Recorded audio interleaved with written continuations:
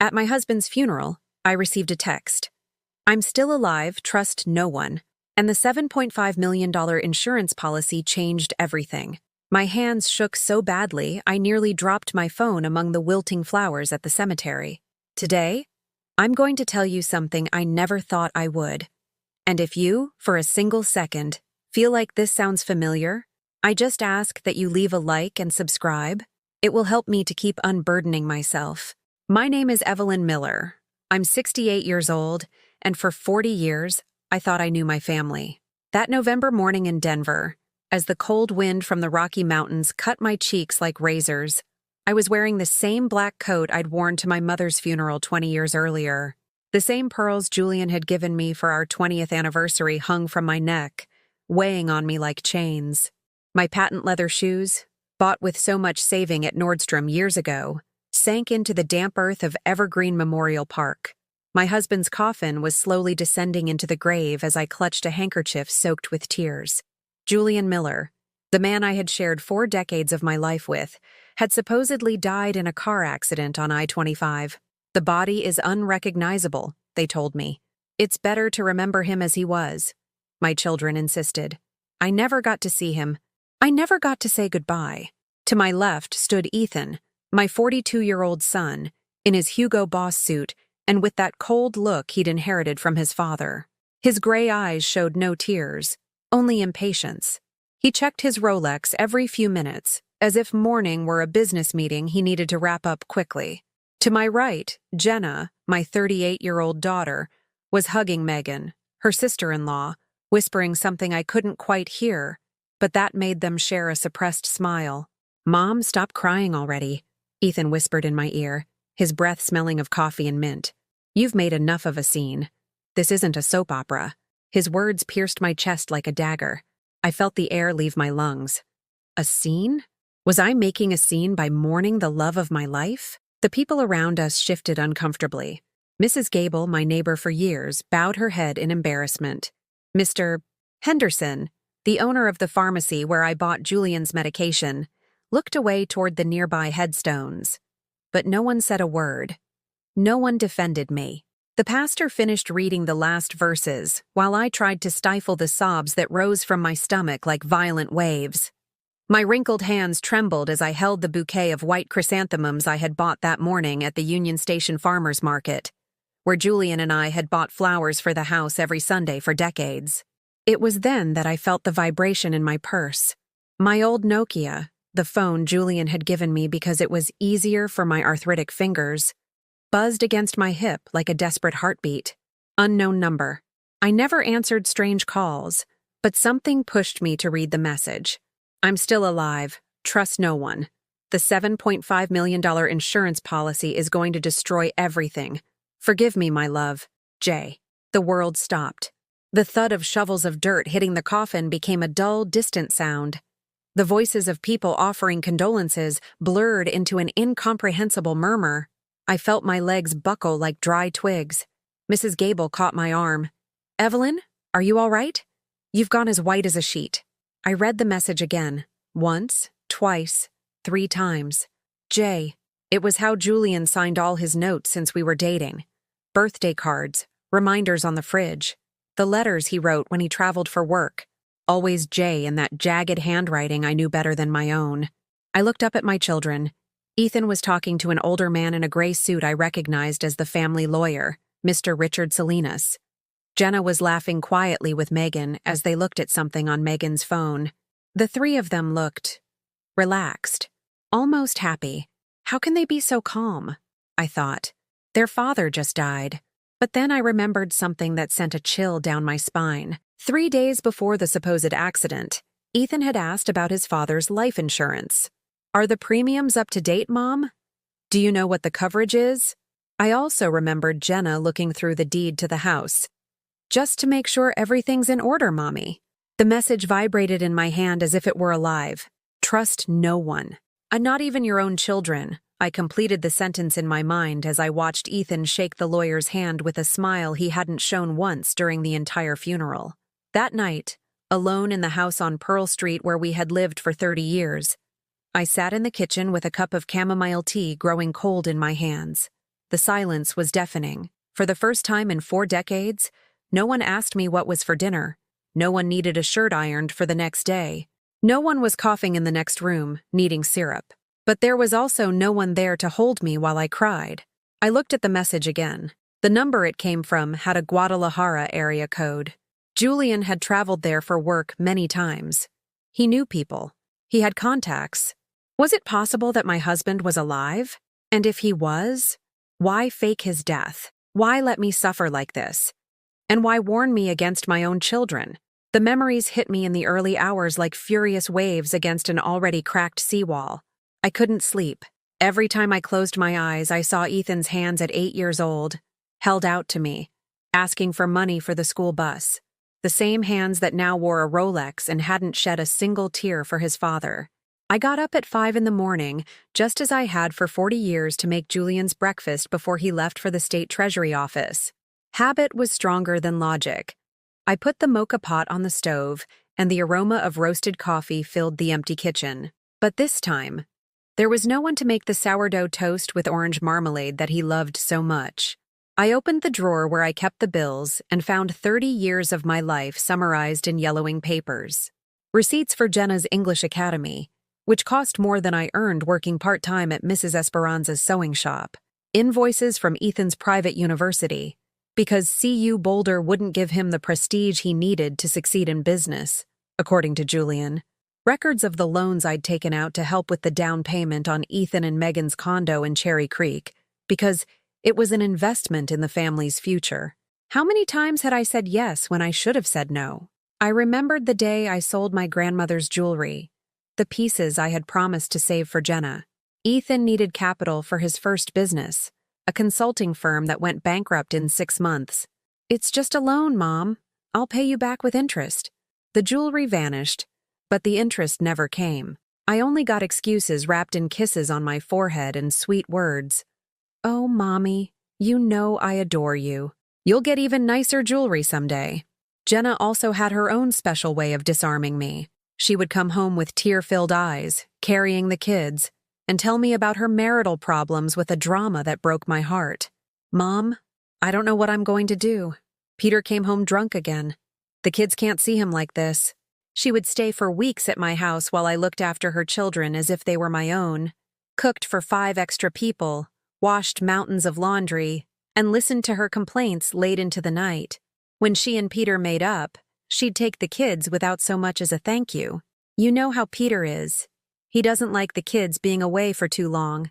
But when she needed money for her marital crises, there I was again. I paid for couples therapy that never worked, reconciliation vacations that lasted 2 weeks, and even the down payment on a new car, because a marriage needs to have projects together. The ringing phone brought me back to the present. It was Jenna. "Mommy, how are you? You didn't sleep at all, did you? I can hear in your voice you're exhausted." Her tone was the same as always, theatrical concern mixed with that subtle haste that told me she was about to ask for something. "I'm fine, honey. Just processing everything." "Of course, Mom. It's normal. Listen, Megan and I were talking last night. We don't think you should be alone in that big house. It's too much for you. Why don't you come stay with us for a few days?" The offer sounded sweet, but I knew my children too well. For 40 years I had learned to read between the lines of their words, to decipher the hidden intentions behind every apparent kindness. "I don't know, Jenna. I need to be here, with your father's things. Mom, Dad is gone, and you need us to take care of you. Besides, there are practical things to sort out. The insurance, the bank papers, the inheritance. It's all complicated stuff that's better to handle as a family." There it was, the real reason for the call. The $7.5 million insurance policy that Julian had taken out 5 years ago without telling me the exact amount. "It's just a precaution, Evelyn, so you'll never have to worry if something happens to me." "What do you know about the insurance?" I asked, trying to sound casual. "Well, Dad had mentioned he had a good one, and Ethan and I thought it would be smart for us all to talk to the lawyer together, so you don't get scammed, Mom. There are a lot of bad people out there who take advantage of widows." Bad people. As if my own children weren't the biggest threat I had right now. "Let me think about it, honey."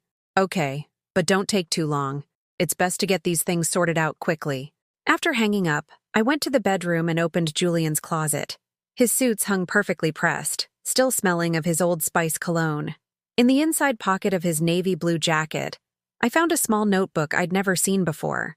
Pages and pages filled with his jagged handwriting, like a secret diary. March 15th. Evelyn sold her gold earrings again to pay for Ethan's tuition. She doesn't know that I know. It hurts to see her sacrifice so much. April 22nd. Jenna asked her mother for money again to fix her marriage. Evelyn asked to borrow from my personal account. I didn't say no because I can't bear to see her sad. May 30th. Ethan spoke ill of his mother in front of Megan, said she was too sentimental and doesn't understand money. I scolded him, but it did no good.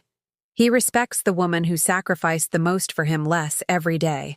Page after page of painful observations about how my children had used me for years while Julian watched from a distance, half protecting me, wanting to say something but never finding the courage to confront them. The last entry was dated 1 week before his supposed death. I can't take it anymore. The kids are planning something. Ethan has been asking too many questions about the insurance. Jenna was looking through our bank statements when she came over on Sunday. I think they're waiting for me to die to take everything and leave Evelyn with nothing. My wife, who gave them everything, who sacrificed every last dollar for them, I can't let that happen. I have to protect her, even if it costs me my life. The pages fell from my trembling hands. Julian knew. He had seen the same thing I was seeing now, but too late. Or maybe not. Maybe that's why he had faked his death, to protect me from our own children. The doorbell startled me. It was 10 in the morning. Through the peephole, I saw Ethan and Megan carrying paper bags from King Soopers. Mom, we brought you some groceries. We don't want you to have to go out during these tough days.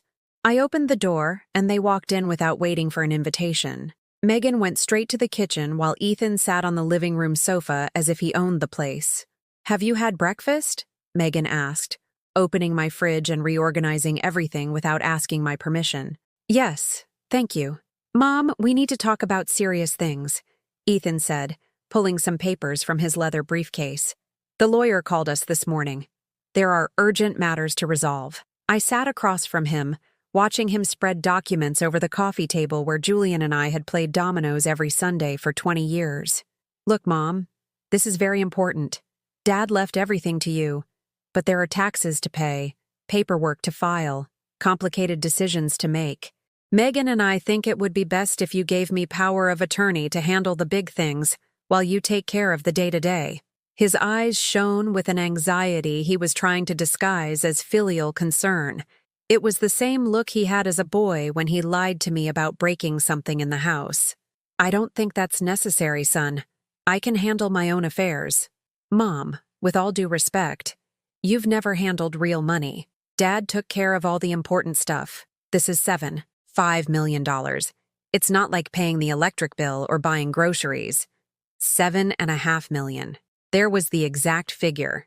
How did Ethan know the exact amount of the policy if he had supposedly just found out about his father's death? How do you know how much the insurance is? I asked, looking him directly in the eye. Ethan hesitated for a second, but Megan interjected from the kitchen. The lawyer told us this morning, right, honey? Exactly, Ethan confirmed, a little too quickly. Mr. Salinas explained the whole situation. But I remembered perfectly well that Mr. Salinas hadn't been at the funeral until after the burial. And he had come straight over to talk to Ethan, as if they had already spoken. That night, after they left, leaving my fridge full of food I hadn't asked for and my table covered in papers I hadn't wanted to sign, I sat down again with the phone in my hands. I reread Julian's message. Trust no one. For the first time in 40 years, I began to wonder if I had raised 2 strangers instead of 2 children. The following days became a silent torture of small cruelties disguised as affection. Ethan had started calling me 3 times a day, always with the same condescending tone he used with his employees. Mom, did you take your blood pressure pill? Don't forget, at your age, you have to be very careful. Mom, did you lock the door properly? Older women living alone are very vulnerable. Mom, did you check the expiration dates on the food? You know your eyesight isn't what it used to be.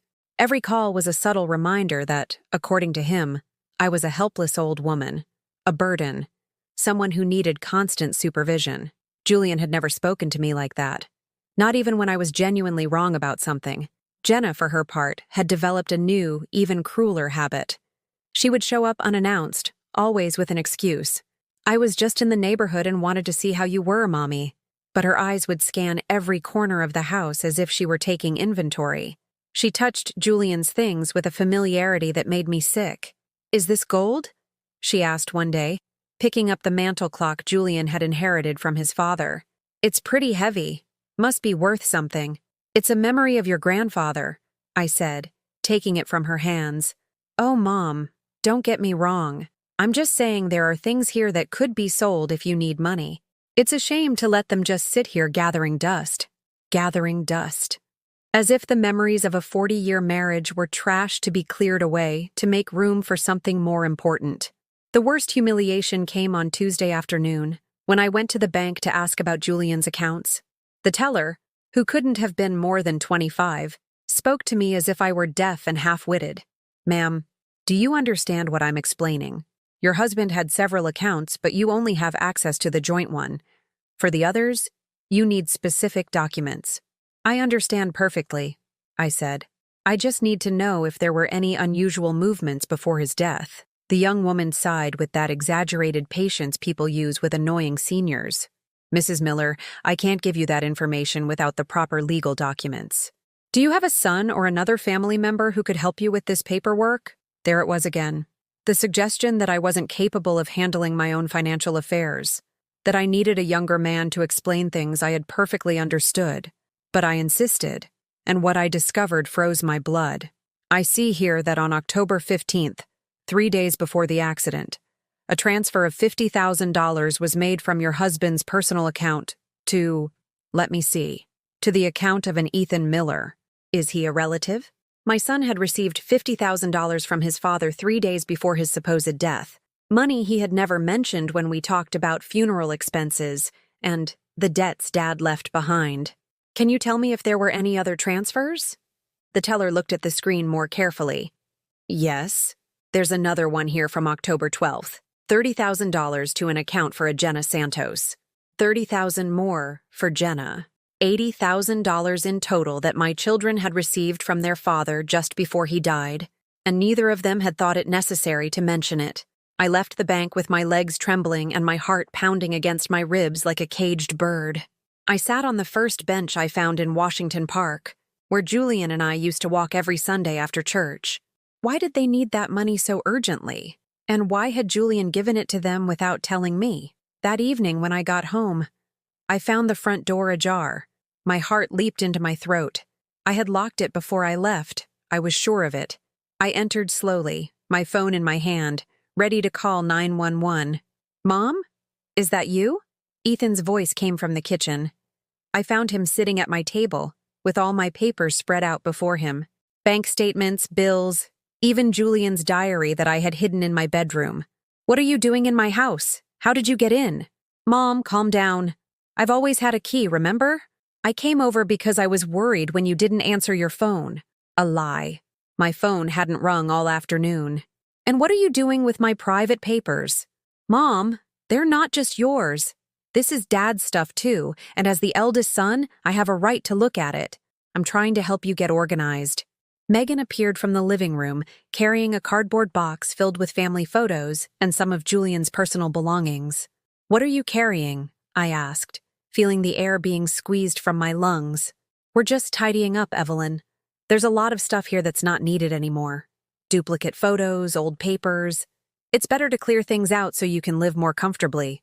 Give me that box, now." "Mom, don't be like that," Ethan intervened, using that tone he'd perfected since adolescence to make me feel guilty for being upset. "No one is taking anything important. We're just helping you get rid of junk. They are my memories, not junk. Mom, please, look at how you're getting. These outbursts aren't good for your health. At your age, stress can cause a heart attack." There it was again. My age, my health. The insinuation that my emotions were symptoms of mental decay, rather than normal reactions to an invasion of my privacy. Megan set the box on the floor with a thud that sounded like a challenge. Ethan's right, Evelyn. You're very worked up. Have you taken something for your nerves? I don't need anything for my nerves. I need you to get out of my house. Mom, Ethan said, approaching me with that fake smile he used as a child when he broke something and tried to convince me it was an accident. I understand you're confused. It's normal after losing Dad. That's why Megan and I think it would be best if you came to live with us for a while, just until you feel better. I'm not confused, and I'm not leaving my house. You may not have a choice, Megan muttered, so quietly I almost didn't hear her. What did you say? Nothing, Evelyn. Just that, well, this house is very big for one person, and expensive to maintain. With the insurance money, you could buy something smaller, more manageable. The insurance money. There it was again. The real motive for all this sudden concern for my well-being. The insurance is mine, I said, pronouncing each word with the clarity of someone who has made a decision. Julian left it to me. Of course, Mom, Ethan said, but his smile had grown tighter. No one saying otherwise. It's just that $7.5 million? That's a lot of money for someone who's never handled that kind of cash. You could get scammed. People could take advantage of you. Like you're taking advantage of me, I thought. But I didn't say it. Not yet. Out, I said instead. I want you to leave, now. Mom, out. They left, but Ethan paused at the door. Mom, this can't go on. You can't live alone in your state. If you won't accept our help willingly, we'll have to look into other options. The threat hung in the air after they were gone. Other options. What kind of options? That night, going through the papers they had rummaged through, I discovered something important was missing. The envelope with the keys to the safe deposit box where Julian kept important documents was gone. The deed to the house was also missing. And the original life insurance policy. I stayed awake until dawn, sitting in the kitchen with a cup of tea that had long gone cold, watching the first rays of sun filter between the buildings on Pearl Street. For the first time in my 68 years, I was afraid of my own children, and for the first time in 40 years of marriage, I began to understand that maybe Julian was right to fake his death. Maybe the only way to protect me from Ethan and Jenna was to disappear from their lives forever. The silent war began the next day when I decided to change the locks. Mr. Miguel, the neighborhood locksmith who had known Julian for 20 years, arrived at 8 in the morning with his toolbox and a worried look on his wrinkled face. Mrs. Miller, are you sure about this? It's unusual to change the locks so soon after, I'm sure, Miguel. And I want no one else to have copies. Only me. While he worked, I watched from the window. At 9:30, I saw Ethan's white Audi pull up at the corner. He just sat there, waiting. Megan was with him, talking on the phone with nervous gestures. At 10:10, my phone started ringing. Mom, I came to see you and I can't get in. Did you change the locks? I did. A long silence. I could feel his fury through the phone. Why would you do something like that without talking to us? Because it's my house, Ethan. And because I don't want you coming in without my permission anymore. Mom, this is ridiculous. What are you thinking? We're your family. Family doesn't steal private documents. Another silence. Tenser this time. I don't know what you're talking about. We were just trying to help you get organized. Organize me or rob me? The call ended abruptly. 10 minutes later, the doorbell rang with an insistence that made the hair on the back of my neck stand up. Buzz, buzz, buzz. As if they wanted to break the door down with sound. I didn't open it. The bell kept ringing for 20 minutes. Then the banging started. Mom, open the door. We know you're in there. It was Jenna. Her voice had lost all the feigned sweetness of the past few days. Now it sounded desperate, furious, like when she was a teenager and didn't get what she wanted. You can't just lock yourself in here like some crazy person. The whole neighborhood is going to start talking. There it was. Her real concern. Not my well-being, her reputation. From the window, I watched them argue on the sidewalk. Ethan gestured wildly while Megan tried to calm him. Jenna was crying, but they weren't tears of sadness. They were tears of rage, of frustration, from someone watching their plans fall apart. Mrs. Gable, my neighbor across the street, came out to water the plants on her balcony. She watched them with poorly disguised curiosity. Mr. Henderson peeked out from the pharmacy window. Ethan noticed they were being watched and immediately changed his demeanor. He approached my window and spoke in a sweet, theatrical voice, addressing both me and the listening neighbors. "Mom, please. We're worried about you. You haven't been yourself since Dad died. It's normal, but you can't isolate yourself like this. You need professional help. Professional help." The words hung in the air like a threat. I knew exactly what he was implying in front of the neighbors. That I was mentally unstable, that I needed to be committed, that I was a danger to myself. Mr. Henderson came down from the pharmacy and approached them. "Morning. Everything all right over here? Heard a lot of noise." "Good morning, Mr. Henderson," Megan replied with her most charming smile. "We're just worried about Ethan's mother. Since she became a widow, she's been very distraught. She won't let us help her." "Ah," Mr. Henderson said, glancing at my window. "It's understandable.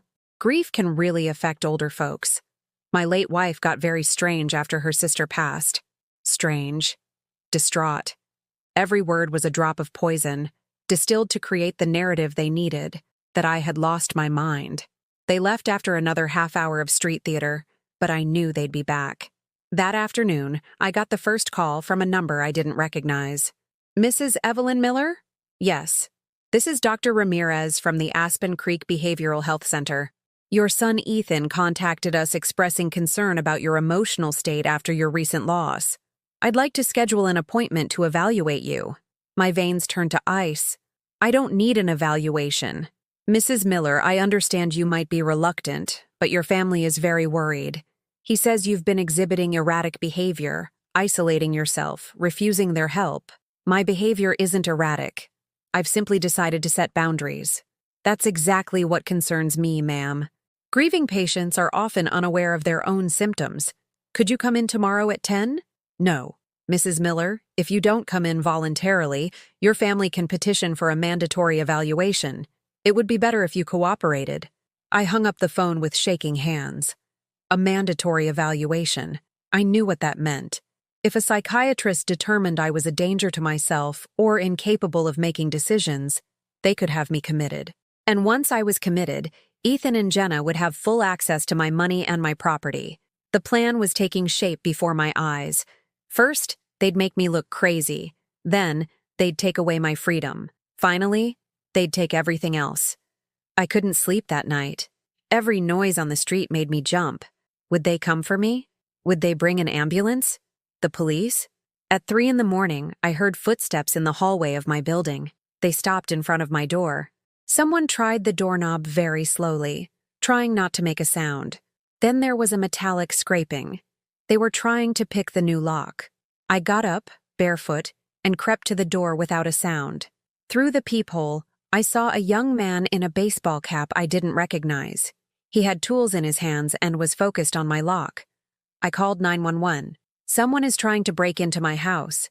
Is it an immediate emergency? Are you in danger?" "Yes, someone is forcing my door. We're sending a patrol car." When the police arrived 10 minutes later, the man was gone. But there were fresh scratches on the new lock. "Do you have any enemies, ma'am? Anyone who might want to harm you?" I looked at the 2 young officers, debating whether to tell them about my children. But who would believe me? 2 respectable, professional children, worried about their widowed mother, versus a 68-year-old woman who had just changed her locks and was refusing to see a psychiatrist. "I don't know," I lied. The next day, Jenna showed up with her 2 children, Charlie, who was 12, and Sophie, who was 8. She had dressed them in their best clothes and told them to put on sad faces. She rang the bell softly this time. When I opened the door, she pushed the children forward. "Look, Mom, the kids are very worried about you. They don't understand why you don't want to see them." Charlie looked at me with the same watery eyes he'd inherited from his mother. "Grandma, why are you mad at us? Did we do something wrong?" My heart shattered. These children were not to blame. They were victims of their parents' manipulation, just as I had been for 40 years. "I'm not mad at you, sweetie," I said, kneeling to be at his level. "Then why does Mommy say you've gotten mean? Is it true you're crazy like Uncle Ethan says?" The boy's words stabbed me like knives. Jenna had turned her own children against me, filled their innocent little heads with lies about my mental health. "I'm not crazy, Charlie. I'm just sad because Grandpa died. But Mommy says Grandpa died because of you. That you stressed him out too much. Jenna had the decency to look ashamed for a second, but then her expression hardened. Kids just repeat what they hear, Mom. If you don't want them thinking those things, maybe you should act like a normal grandmother. A normal grandmother. Meaning, a grandmother who lets herself be robbed in silence, who hands over her money without question, who smiles while she's being torn apart inside. Take the children, I said, standing up. See? See how you reject your own family? Jenna shouted, no longer pretending. These kids adore you and you treat them like strangers. The children started to cry for real. Sophie clung to my leg. Grandma, don't make us leave. We promise we'll be good. It was the cruelest moment of my life, having to close the door on my own grandchildren to protect myself from their parents. But I had no choice. That night, when I had no more tears left to cry, I received another message from the same unknown number. I know you're hurting. I know our children are hurting you. Hold on a little longer. The truth is about to come out. I love you, Jay. For the first time in weeks, I smiled. Julian was alive, and he had a plan. I woke up that morning with a clarity I hadn't felt in decades. Julian's message had ignited something inside me I thought had been dead for years. The will to fight for myself. I put on the navy blue suit I had bought for our silver anniversary and hadn't worn since. I put on makeup for the first time in weeks, not to please anyone, but because I wanted to feel dignified when I looked at my reflection. At 9 o'clock sharp, I was at the door of the Wells Fargo on 16th Street Mall, waiting for them to open. I had every document I could find. My driver's license, Julian's death certificate, our marriage certificate, and a copy of the insurance policy I'd found hidden behind a photo in a family album. The branch manager was a middle-aged woman with perfectly coiffed hair and a professional smile that faded when I explained what I wanted to do. Mrs. Miller, are you sure you want to completely block access to these accounts? Your children have been calling, asking about the inheritance procedures. That's precisely why I want to block everything. Until it's legally clarified who is entitled to what, I don't want anyone to touch a single dollar. But they are your legal heirs. They are my heirs when I die. As long as I'm alive, it's all mine. And I want it to stay that way. The woman sighed and began typing on her computer. Very well. We will create new access codes that only you will know. We can also activate an alert system to notify you of any unauthorized access attempts. I walked out of the bank feeling like I had reclaimed a part of myself that had been lost for years. I walked down the 16th Street Mall with a firm step, watching people hurry to their jobs, to their lives, to their purposes. For the first time in months, I had a purpose too. My next stop was the law office of Mr. Richard Salinas, the family lawyer. But instead of meeting with him, I asked to speak with his associate, a young man named Edward Martin, who didn't know my children and had no preconceived notions about my mental state. Mrs. Miller, I want you to fully understand what you're asking. If we revoke all prior powers of attorney and create new documents, your children will be unable to make any legal decisions on your behalf. Exactly. That's what I want. And are you certain you're making this decision with full mental capacity? I don't want to be accused later of taking advantage of an elder. I looked him straight in the eye. Young man, I have been making decisions for 68 years. Most of them were mistakes born of being too generous, not of being crazy. This time, I'm going to try being selfish for the first time in my life. Edward smiled. In that case, we'll proceed. Would you like me to recommend a criminal lawyer as well, in case you need to press charges? Press charges? Ma'am, if what you've told me about the bank transfers and the missing documents is true, your children may have committed several crimes. Misappropriation of funds, document forgery, coercion. The word crimes sounded strange applied to Ethan and Jenna. They were still my children, no matter how much they'd hurt me. But at the same time, I began to understand that what they were doing had specific legal names. It wasn't just family problems. It was something far more serious. Let me think about it, I said. On my way home, I stopped at the flower shop where Julian and I used to buy flowers every Sunday. Mercedes, the owner, greeted me with a genuine smile. Evelyn, honey, how are you? We haven't seen you in a while. I'm different, Mercedes. I'm starting to live for myself for the first time in 40 years. I'm glad to hear you say that. Julian always said you were too good for your own good. I bought a bouquet of yellow roses, the flowers of friendship and new beginnings. I placed them in the crystal vase on the dining room table, the same one where Julian put the flowers he brought me every week. For the first time in months, the house felt like a home and not a museum of painful memories. That afternoon when the phone rang and I saw Ethan's name on the screen, I did something I had never done in 42 years of being a mother. I didn't answer. After 10 missed calls, I received a text message. "Mom, we know what you did at the bank. This isn't over. Come to the house tomorrow to talk like adults or we will take legal action." Legal action. The same words the lawyer had used, but with a completely opposite meaning. For Edward, legal action would protect me. For Ethan, it would destroy me. That night, for the first time since Julian's death, I cooked a meal with care for myself. Pan-seared halibut with boiled potatoes and a tomato salad. Nothing fancy, but prepared without rushing, savored without guilt, enjoyed without having to serve anyone else first. As I ate, another message arrived from the unknown number. "I'm proud of what you did today. Keep it up. They're going to try something more desperate tomorrow.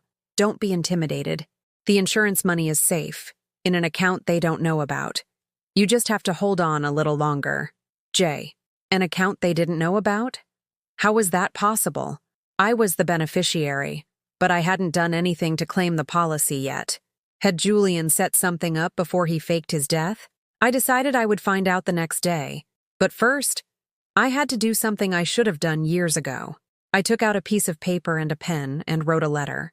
Not to Julian, not to my children, not to anyone else. A letter to myself, for the woman I had been and the woman I was becoming. Dear Evelyn, for 68 years, you have lived for others. You have cooked meals you didn't want to eat, bought clothes you didn't like, smiled when you wanted to cry, given money you didn't have, and forgiven offenses that didn't deserve forgiveness. You have been the perfect wife, the perfect mother, the perfect grandmother. But you have never been perfectly yourself. Today, the rest of your life begins. It won't be easy. They will try to convince you that you are selfish, that you are crazy, that you have no right to say no. But you know the truth. You have a right to be happy. You have a right to protect yourself. You have a right to live without fear in your own home. Don't let anyone take that away from you, not even your own children. With love and respect, the new Evelyn. I put the letter in my nightstand drawer, next to the Bible my mother gave me when I got married. Someday, when this was all over, I would read it again to remember the day I chose to be reborn. That night, I slept for 8 straight hours for the first time in months. No anxiety pills, no waking every hour wondering if someone was trying to break in, no crushing weight of guilt for simply existing. I slept the deep, restful sleep of someone who was starting to take back control of her own life. The next morning, I woke to the sound of the doorbell. It was 7 o'clock, too early for a normal visit. From the window, I saw a city police patrol car. 2 officers waited at my door with serious expressions. Beside them stood Ethan, dressed in his best suit, a folder of documents under his arm, and that fake smile he had perfected for important occasions. They had come for me. But this time, I wasn't going without a fight. I dressed calmly, combed my hair, put on the pearl earrings Julian had given me on our first anniversary, and went down to face the most important battle of my life. Opening the door, I looked my son directly in the eyes and said in a voice I didn't recognize as my own, "Good morning, Ethan. I see you've brought friends. How can I help you?" For the first time in 42 years, my son was speechless. The older officer, with graying temples and wrinkles that spoke of years seeing the worst of humanity, looked at me with a mix of professionalism and discomfort.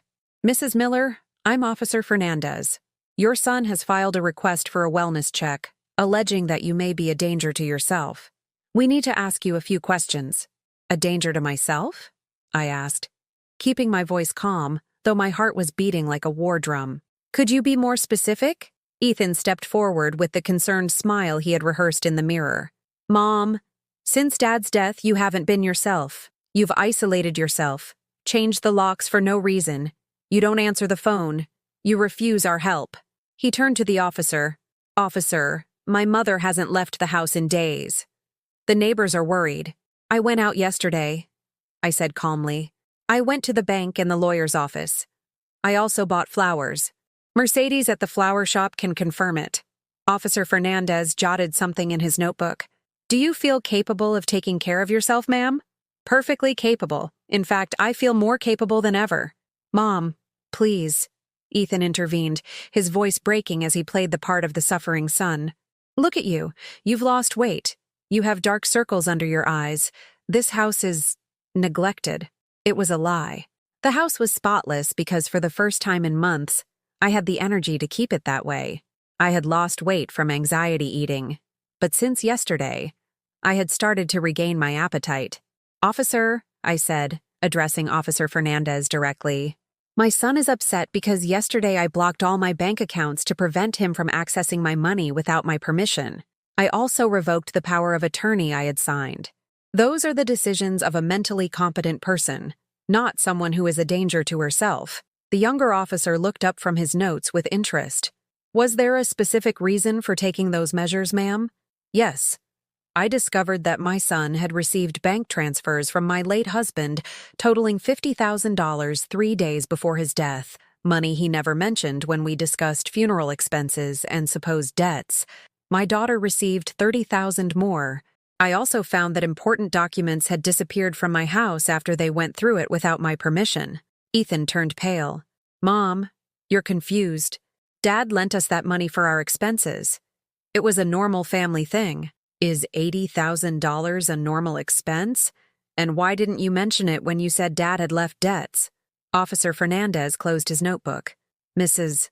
Miller, from my professional perspective, you seem to be thinking clearly and making rational decisions to protect your interests. I see no signs of mental incapacity or danger to yourself. But officer, Ethan protested, losing some of his composure. She thinks her dead father is sending her text messages. She says he's alive. That's not normal. The world stopped for a second. Ethan had just made a fatal mistake. How did he know about the texts? I hadn't told anyone. How do you know about those messages? I asked, with a calmness I didn't know I possessed. Ethan realized his error. He stammered. Well, Jenna told me that you had mentioned something about... I never mentioned anything to Jenna about text messages. Officer Fernandez reopened his notebook with renewed interest. What messages, sir? How are you aware of your mother's private communications? No, it's just... Just then, Jenna came running down the street, her hair disheveled, still in her pajamas under her coat. She looked desperate, out of control. What's going on? Why are the police here? Your brother just admitted to knowing about private messages I've been receiving, I said, looking right at her. Messages I never mentioned to either of you. Jenna looked at Ethan in a panic. Don't say anything else, she whispered, but loud enough for all of us to hear. The younger officer stepped forward. Sir, ma'am, have you been intercepting your mother's communications? That would be a serious crime. No, of course not, Jenna yelled. This is ridiculous. Our mother is sick and you're believing her instead of helping her. But the damage was done. The officers had seen the contradiction, the poorly hidden desperation, the lies tangling around each other. Mrs. Miller, Officer Fernandez said, a new authority in his voice. Have you filed a report regarding these events you've mentioned? Not yet. But I have documents proving the irregular bank transfers and several witnesses to their attempts to access my house without permission. I recommend you go to the station to file a formal complaint. In the meantime, if you feel you are in danger, you can request a restraining order. A restraining order against her own children! Jenna shrieked, now completely out of control. Do you realize what you're suggesting? This woman is crazy. Ma'am, lower your voice, the young officer ordered. Your behavior isn't helping your case. Ethan tried to salvage the situation. Officer, my mother has been under a lot of stress. She doesn't know what she's saying. We just want to help her. Help me like you helped me last night when you sent someone to pick my lock? I interrupted. Absolute silence. The two officers looked at me with renewed attention. Someone tried to pick your lock? Yes. I called 911. You should have a record of the call. Officer Fernandez radioed the dispatch center. After a few moments, he confirmed, That's affirmative. There's a record of an emergency call from this address at 3:15 a.m., reporting an attempted break-in. Jenna and Ethan exchanged looks of pure panic. Folks, the officer said in a serious voice, I believe there's something more complex going on here than a simple family concern. I recommend you seek legal counsel because this could lead to serious accusations. After the police left, my children remained on the sidewalk in front of my house like defeated soldiers after a lost battle. Mom, Ethan said in a pleading voice, this is getting out of hand. We can fix this. We can talk like a family. Family doesn't steal, I replied from my window. Family doesn't lie. Family doesn't threaten. Family doesn't manipulate. We're your children, Jenna cried desperately. You can't just throw us out of your life like this. I'm not throwing you out. You're throwing yourselves out with your actions. Mom, please. Ethan had tears in his eyes, but they no longer moved me. I had learned to distinguish between tears of remorse and tears of frustration at not getting what they wanted. If you really cared about me, I said, with a calmness that surprised me, you would respect my decisions. If you really loved me, you wouldn't be trying to have me declared insane to steal my money. If you were really my children, you wouldn't have turned your own kids against me. We don't know what you're talking about with the money, Jenna mumbled. Of course you do. You know exactly how much the insurance is. You know Julian has accounts I don't know about. You know things you would only know if you'd been planning this for a long time. Ethan approached my window with an expression I had never seen before. Pure contempt. You know what, Mom? You're right. We don't love you for you. We love you for the money. But that money is ours by right. We're the ones who've taken care of you all these years. Ethan! Jenna screamed, trying to shut him up.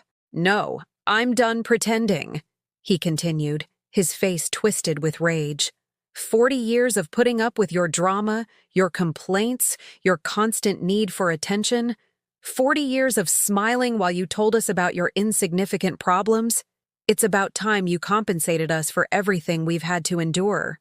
His words hit me like physical slaps, but strangely, they also set me free. I was finally seeing his true face. I no longer had to wonder if I was crazy or if my children really hated me. Thank you, I said quietly. Thank you for what? For finally telling the truth. Now I know exactly who you are and what I can expect from you. Mom, Jenna tried one last time. No, it's over. Don't come near this house again. Don't call me again. Don't use my grandchildren to manipulate me again. And the next time you need money, find it somewhere else. I closed the window and drew the curtains. For the first time in 40 years, my children had completely disappeared from my life. And for the first time in 40 years, I felt truly free. The first morning without my children was strangely quiet, but not empty. It was the silence of a house that could finally breathe, like opening the windows after a storm and letting in the fresh air. I woke up at 9 in the morning without an alarm for the first time in 40 years. There was no one who needed breakfast, no one demanding attention, no one whose bad mood I had to manage before dealing with my own feelings. I made myself a latte in the fine porcelain cup I had saved for special occasions for decades. Today was a special occasion. It was the first day of the rest of my life. As I was having breakfast, I received another message from the unknown number. My love, you were magnificent yesterday. You saw them for who they are. Now you can truly start to live. I have a surprise for you. Go to Nordstrom at the Cherry Creek Mall, 3rd floor, women's apparel. Ask for Claire. She has something for you. Jay. A surprise. It had been so long since anyone had surprised me that I had forgotten what anticipation without anxiety felt like. I took a long bath, using the aromatic bath salts I'd bought months ago, and never allowed myself to use because they were too expensive for every day. I put on the red dress I had bought 2 years earlier and had only worn once because Jenna had said, "At your age, Mom, bright colors don't look right." At my age, I was 68, not 88, and the red looked beautiful on me. I headed downtown with a spring in my step I hadn't felt in decades. The steps of someone walking toward something, not fleeing from it. The streets of Denver looked different when I wasn't walking them burdened by guilt and others' worries. At Nordstrom, Claire turned out to be a woman in her 50s with a genuine smile and intelligent eyes that reminded me of myself when I was younger. Mrs. Miller, I've been expecting you. Your husband asked me to help you with something very special. My husband? When did you speak with him? A week ago. He came in personally to arrange it. He's a man very much in love with his wife, you can tell from a mile away. She led me to a private dressing room where the most beautiful wardrobe I had ever seen was waiting for me. Elegant yet comfortable dresses, silk blouses in colors that enhanced my mature skin, perfectly tailored trousers, comfortable yet sophisticated shoes, all in my exact size. Your husband said you had spent 40 years dressing to please others. He said it was time you dressed to please yourself. As I tried on a cerulean blue blouse that made my gray eyes sparkle, I couldn't hold back the tears. But they weren't tears of sadness. They were tears of recognition, of gratitude, of love for a man who knew me better than I knew myself. There's something else, Claire said, pulling out a sealed envelope with my name written in Julian's jagged handwriting. Inside was a new credit card and a note. Evelyn, my love, this account has enough money for you to do everything you've ever wanted to do but never allowed yourself. Travel, study, buy art, learn a language, take dance classes, be selfish for the first time in your beautiful life. This money is yours, and yours alone. You don't have to explain to anyone how you spend it. I love you more today than the day we were married. Julian. The card had my name embossed on it. Evelyn Miller, personal account. How much is in the account? I asked, still unable to believe what was happening. Your husband asked me to tell you. Enough for the next 20 years, spending like a queen. I left Nordstrom with 6 bags of new clothes and a feeling of freedom so intense it made me dizzy. I walked to a chic cafe on Larimer Square, sat at a table by the window, and ordered something I had never ordered in my life, a glass of champagne at 3 in the afternoon. Are we celebrating something special? The waiter asked with a knowing smile. My rebirth, I said, raising the glass to the light. The champagne bubbled, golden in the sunlight streaming through the large windows. It was the first alcoholic drink I'd had outside of a social function, the first glass I drank for pure pleasure and not out of courtesy at a family celebration. I took out my phone and texted the unknown number. I don't know where you are or how this is happening, but thank you. For the first time in my life, I feel seen, valued, and loved for who I am, not for what I can give. I love you, Julian. The reply came immediately. Look at yourself in the cafe window. See that elegant woman in the red dress? That's you. That was always you, but she was hidden under decades of sacrifice. You don't have to hide anymore. I looked up and saw my reflection in the glass. Indeed, there was an elegant woman there. Her hair was nicely styled. She wore a dress that fit her perfectly. She held a glass of champagne with natural grace, and in her eyes, there was a light I hadn't seen in decades. That woman was me. The next day, I did something completely unthinkable. I signed up for tango lessons at a studio in the art district on Santa Fe. For 40 years, I had dreamed of learning to dance, but there had always been something more urgent, someone else who needed my attention, some reason why that money was better spent on others. The instructor, an Argentinian woman in her 60s named Graciela, welcomed me with a hug as if we were lifelong friends. First class? She asked. First class of everything. It's the first time in my life I'm doing something just for me. Then let's make it memorable. For 2 hours, I completely forgot that I had been a mother, a wife, a caregiver, a victim. There was only the music, the movement of my feet learning new steps, the discovery that my 68-year-old body could still be elegant and sensual. You have a natural talent, Graciela told me at the end of the class. But more importantly, you have passion. It's clear you're dancing for yourself, not to impress anyone. Exactly. For the first time in my life, I was doing something without thinking about anyone else's opinion. That night, instead of eating leftovers from a meal cooked for others, I made my favorite childhood dish, homemade chicken pot pie from scratch, with a patiently prepared creamy filling and a flaky, buttery crust. I ate while listening to classic jazz from an old record player that had been silent for years. The phone rang several times. It was Jenna. I didn't answer. It was Ethan. I didn't answer either. I had nothing left to say to them. On the 5th day of my new life, a certified letter from the court arrived. For a moment, I felt that familiar fear, the anxiety that had been my companion for weeks. But when I opened it, I discovered it wasn't a summons for me. It was a summons for Ethan and Jenna. Someone had filed a complaint for misappropriation of funds, document forgery, and coercion. At the bottom of the document was a handwritten note from the lawyer, Edward Martin. The documents you provided were sufficient to initiate proceedings. The wheels of justice are turning. I had provided documents? When? Then I remembered. The copies of the bank transfers, the photos of the missing documents, the log of the threatening calls.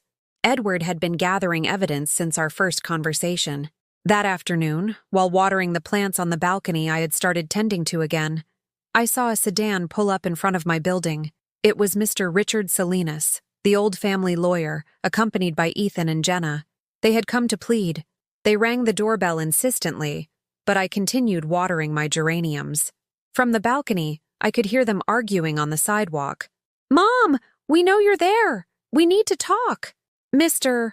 Salinas says you can drop the charges. We can fix this as a family." Family. That word had lost all its power over me. I went down to the lobby and spoke through the intercom. "Ethan, Jenna, we have nothing left to talk about. You told me everything you had to say a week ago. That you hated me. That you only put up with me for the money. That I was a burden. Now live with the consequences of your choices." "Mom, we were upset. We didn't mean it." "Of course you meant it. It was probably the most honest thing you've said to me in 40 years. Mr. Salinas took the receiver. "Evelyn, it's Richard. As the family's lawyer, I recommend you reconsider. Mr. Salinas, you are no longer my lawyer. Edward Martin represents my interests now, and I suggest you advise your new clients to find a criminal defense attorney because they're going to need one." I hung up the intercom and went back up to my apartment, where an online Italian class I had booked for that afternoon was waiting for me. I had always wanted to visit Tuscany. Now, finally, I could start planning that trip. For the first time in 68 years, the future belonged entirely to me. 6 months later, I am sitting on the terrace of a small cafe in Florence, with a cup of cappuccino that tastes like freedom and a view of Brunelleschi's dome that takes my breath away every morning, as it has for the past 3 weeks. My Italian is still imperfect, but it's enough to order what I need, to ask for directions, to chat with Francesca, the owner of the bed and breakfast where I'm staying, who makes me the most delicious breakfast I've ever had every morning. I'm wearing a white linen dress I bought yesterday at a small market near the Ponte Vecchio, comfortable sandals that let me walk the cobblestone streets without pain, and a wide-brimmed hat that gives me a sophisticated air I never thought I could have. The woman watching the pigeons in the Piazza della Signoria has nothing in common with the one who was crying in Evergreen Memorial Park half a year ago. That woman thought her life had ended with her husband's death. This woman knows her real life only began when she decided to save herself. The legal case against Ethan and Jenna ran its course. Edward kept me informed via emails that I read without feeling pain or satisfaction, just a strange indifference, as if we were discussing strangers who had committed crimes against someone else. They were ordered to return the money they had unlawfully taken and to pay a fine for document forgery. Jenna received an additional penalty for using minors in emotional blackmail. They avoided jail time, but their professional reputations were permanently tarnished. Mr. Salinas wrote me a letter asking me to forgive them, to drop the charges for the good of the family. I never replied. I had learned that forgiveness wasn't something I owed to those who had hurt me, but a gift I would give myself when I was ready. And I wasn't ready yet. Maybe I never would be. And that was okay. Julian's texts continued to arrive sporadically during the first few months. Never long, never explanatory. Just little pills of love and encouragement that reached me right when I needed them most. "I love seeing you smile in the photos you post on Facebook. That blue dress looks perfect on you. I always knew you were beautiful, but now you know it too. I'm proud of the woman you've become, or rather, the woman you always were, who is finally allowing herself to exist." I never asked where he was, if he planned to return, if we could meet. I understood that this process of rebirth was something I had to do alone, that it was up to me and only me to build a life that made me happy. In Florence, I met Helena, a 72-year-old German widow who had been traveling solo through Europe for 5 years. We met in line for the Uffizi Gallery and ended up spending the whole day together, laughing like schoolgirls at the naked marble statues, and sharing stories of long marriages that had never allowed us to be fully ourselves. "Do you know the difference between a 20-year-old woman and a 70-year-old woman?" she asked me as we ate pasta with pesto at a family-run trattoria. "No, the 20-year-old doesn't know who she is. The 70-year-old no longer cares what anyone thinks of who she is." She was right. For the first time in my life, I didn't care about others' opinions. I didn't care if the waiters thought it was strange for an older woman to be dining alone. I didn't care if other tourists gave me odd looks when I sat on a bench in the piazza to read the romance novels I had dreamed of for 40 years but never had time to enjoy. One afternoon, while visiting the Pitti Palace, I received an unexpected message. "Grandma, it's Charlie. I got your number. Can I call you? I miss you a lot." My grandson, the 12-year-old boy they had used to emotionally manipulate me 6 months ago, but who was also a victim of his parents' toxicity, just like me. I replied, "You can write to me any time, but I'm not going to speak ill of your parents, and they are not going to use our conversations to hurt you. I just want to know if you're okay. Mom says you're sick and that's why you don't visit." "I'm very well, Charlie. I'm in Italy, seeing beautiful places and learning new things every day. When you're older, maybe you can visit and I'll show you pictures of my travels."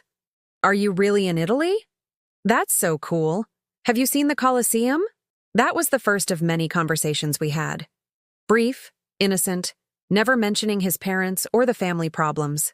Just a grandmother sharing her adventures with a curious grandson who was beginning to understand that there were worlds beyond his parents' house in Cherry Creek, where he was a prisoner of their family drama. Back in Denver a month later, my life had settled into a completely new routine. Tango on Tuesdays and Thursdays, Italian on Mondays, yoga on Fridays. Saturdays were for museums and exhibitions. Sundays were for cooking new dishes or simply doing nothing at all if I didn't feel like it. I had sold the large house on Pearl Street and bought a gorgeous condo in the low-high neighborhood, with lots of natural light and a terrace where I grew aromatic herbs and flowers that I changed with the seasons. The walls were decorated with art I had bought on my travels, not because it matched the furniture, but because it made me happy to look at. There was a bookcase filled with books I chose for pleasure, not utility. A closet full of clothes in colors that flattered me. A kitchen where I cooked meals that I liked. One Sunday afternoon, while I was watering my plants, the doorbell rang. It was a young woman, about 30, with a face that looked like she had recently been crying. "Mrs. Miller? I'm Sarah, a reporter for the Denver Post. I'm writing a piece on older women who have managed to break free from toxic family relationships. Edward Martin, your lawyer, gave me your contact information. Would you be willing to talk?" I made her some chamomile tea, and for 2 hours, I told her my story. Not all of it. Not the most painful details, but the essence. How I had spent 40 years believing that love meant sacrificing yourself until you disappeared, and how I had learned that real love includes self-love. "What would you say to other women who are in similar situations?" she asked at the end. I thought for a moment before answering. That it's not too late. It's never too late to choose yourself. That the fear of being alone shouldn't be stronger than the fear of living a life that doesn't belong to you. That it's okay to be selfish after decades of being generous to the point of self-destruction.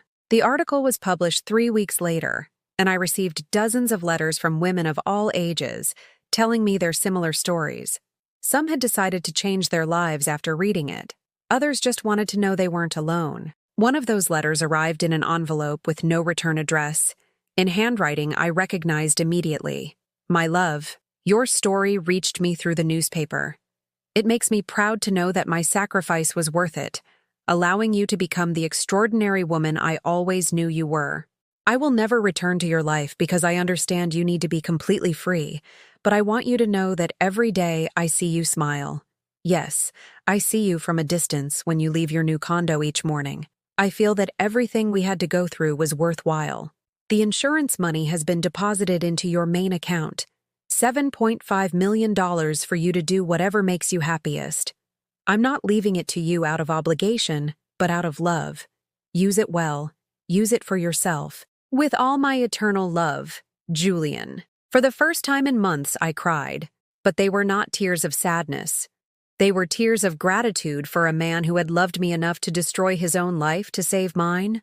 That night, sitting on my terrace with a glass of red wine, looking at the Denver city lights stretching to the horizon, I wondered if I would ever see him again. If one day we could build a new relationship based on who we were now, not who we had been for 40 years of a traditional marriage. Maybe, maybe not. But for the first time in my life, I was okay with both possibilities, because I had learned that happiness didn't depend on having someone to love me, but on loving myself enough not to accept anything less than I deserved. Have you ever experienced anything like this? Do you know someone who had to break free from their own family to find happiness? Tell me in the comments.